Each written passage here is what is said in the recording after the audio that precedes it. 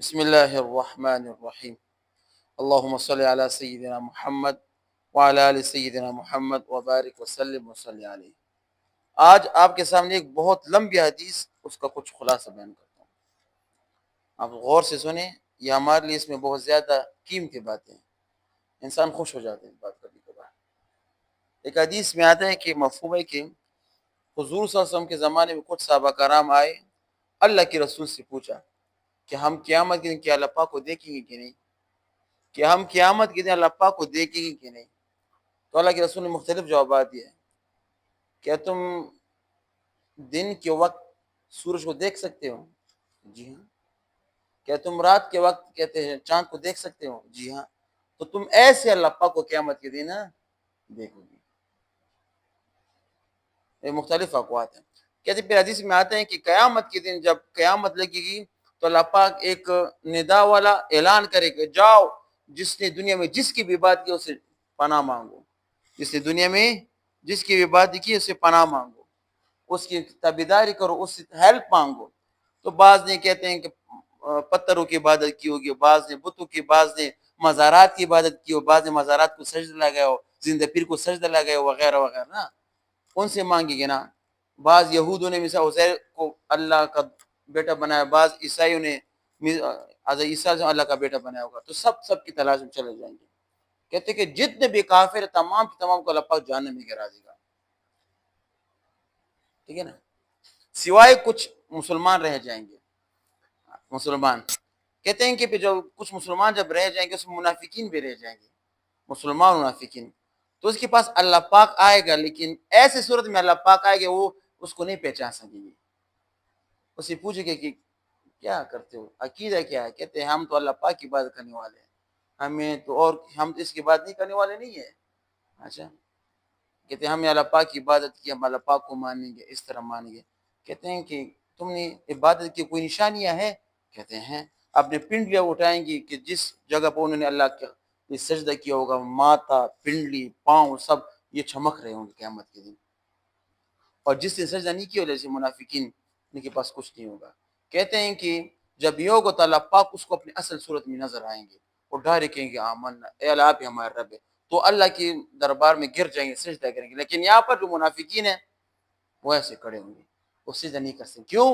دنیا میں اس نے اللہ پاک کے خاطر سجدہ نہیں کیا تھا، قیامت میں اللہ پاک اس کو سجدہ کرنے کی توفیق عطا نہیں فرمائیں گے۔ کیسے عجیب بات۔ کہتے ہیں پھر پولیس رات لگ جائے گا، پھر یہ جو مومنین پولیس رات پر چلیں گے، بعض تو آنکھ کو پلک جھپکنے کے ساتھ، بعض ہوا کی تیزی کے ساتھ، بعض گوڑوں کی تیزی کے ساتھ، بعض مثال کے طور پر بجلی کی چمک کے ساتھ اتریں گے، اور جو منافقین ہیں وہ ڈگمگائیں گے، سب کے سب جہنم میں گر جائیں گے۔ یہ حدیث کا ایک ٹکڑا یہ ہے، ٹھیک ہے، اس کا کو سمجھ آیا کس کی؟ کہتے ہیں کہ اس کے بعد پھر کیا ہوگا کہ کہتے ہیں کہ قیامت کے دن ایک مؤمن بھائی اللہ کے ہاں اس بھائی کے لیے اتنا آوزاری کرے گا، منت مانگے گا، جو اس کا بھائی جہنم میں جائے گا۔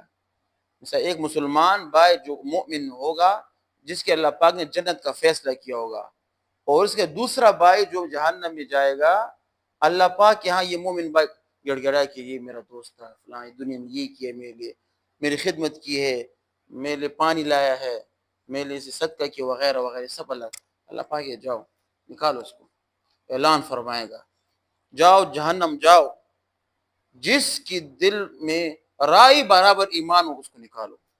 پھر فرمائے کہ جاؤ، پھر جاؤ، جس کے دل میں ایک دینار برابر ایمان ہو پھر نکالو۔ اللہ پاک کہ پھر جاؤ، جس کے دل میں آدھ دینار کے برابر کے ایمان ہو اس کو جنت میں۔ ایسے اللہ پاک کے رحمانی وہاں پر غالب ہے، وہ بندہ جائے گا لاکھوں کروڑوں لوگوں کو نکالے گا۔ اس لیے کہتے ہیں کہ نیک لوگوں کی خدمت کرو، نیک لوگ آپ کو جہنم سے نکالے گا۔ کہ پانی لاؤ، استاد تو نیک ہوتے، استاد کے لیے پانی لاؤ نا، صدقے دو۔ قسم خدا ہے کہ قیامت کے دن یہ لوگ تو بڑے خوش قسمت جو خدمت کرتے ہیں، تو قیامت کے دن یہ میں اس کو پہچانوں گا قیامت کے دن، خدمت کی ہے۔ جو لوگ خدمت کرتے ہیں کچھ کرتے ہیں تو اللہ تعالی قیامت کے دن اس کو پہچانیں گے۔ صدقہ دو علماء کو تاکہ وہ آپ کو پہچانے، وہ آپ کو جہنم سے نکالے۔ کہتے ہیں کہ اس میں سب سے آخری ہوگا نا، جو سب سے آخری جہنم سے نکالا جائے گا، کہتے ہیں کہ اس کو جب جہنم سے نکالے گا تو کوئلے کی طرح جل گیا ہوگا.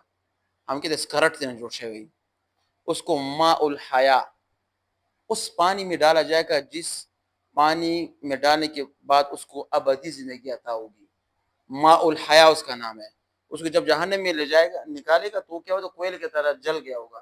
اس کو ماء الحیا, ماء وہ پانی جسم کے ڈالنے کے بعد انسان کے ہمیشہ کے لیے زندہ ہوگا اور جنت کا مستحق اس کو وہاں پر جائے گا, اس کو وہاں سے نکال دے گا.